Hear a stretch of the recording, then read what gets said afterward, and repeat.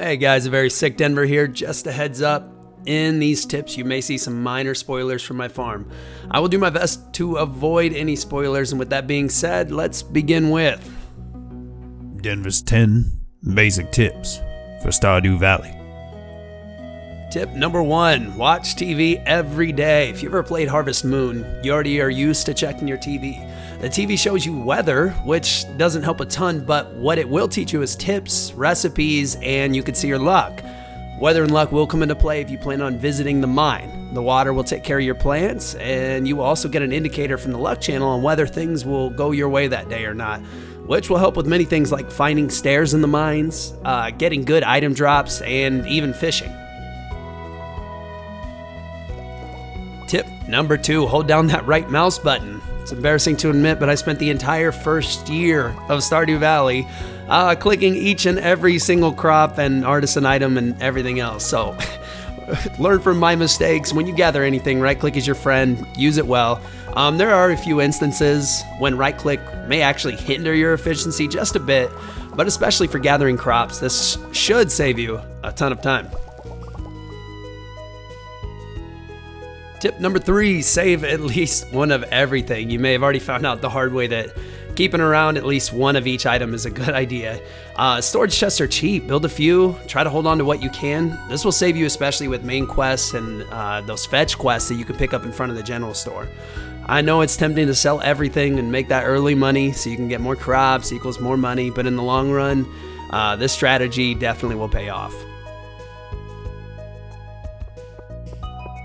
Number 4, upgrade your backpack space. The more space you have, the more money you're gonna make, especially when you head into the mines.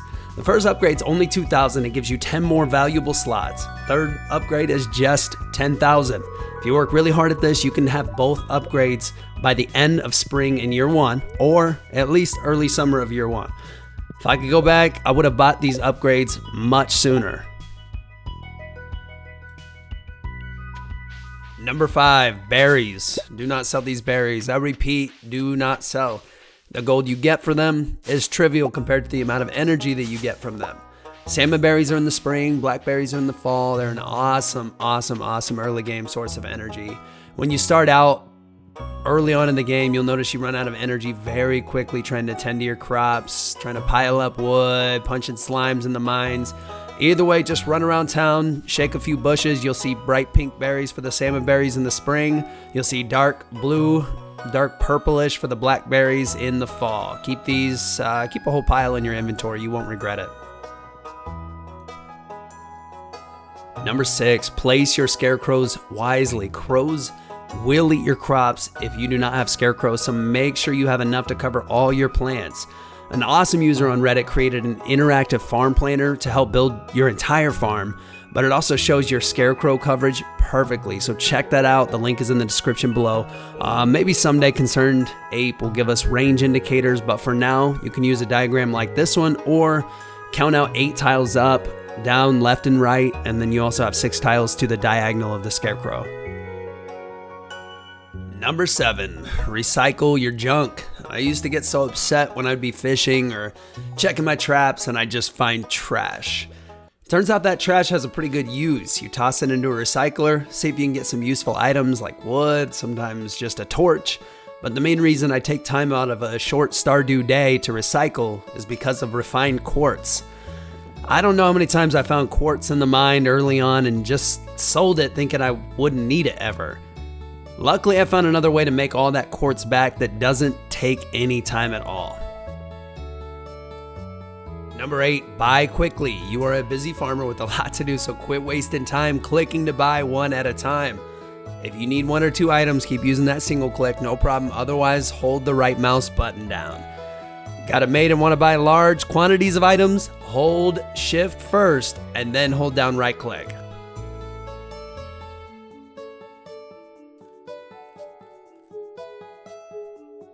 Number 9, the Gypsy Caravan. I call her the Caravan Lady, and she seems to appear every Friday and Sunday. It's funny, I actually look forward to these days to see what she has. A lot of her goods are overpriced, but they are that way for a reason. It is items that are usually out of season, rare, or just what you need to finish a quest. I try to make sure I pick up a bag of rare seeds every time I see her to save for the fall.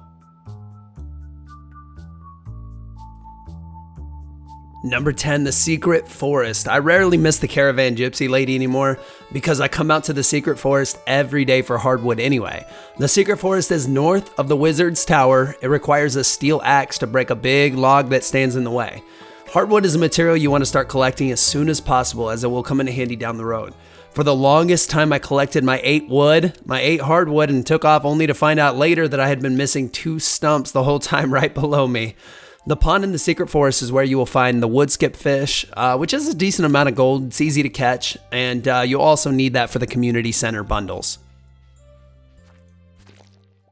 That's my 10 basic tips for Stardew Valley. Thank you for watching. Be sure to like and subscribe, and be on the lookout for my intermediate tips video. It's coming soon. This was my first official video for this channel. I hope you enjoyed it. Give me some constructive criticism in the comments down below and let me know what you think. And I'll see what I can possibly improve on for next time.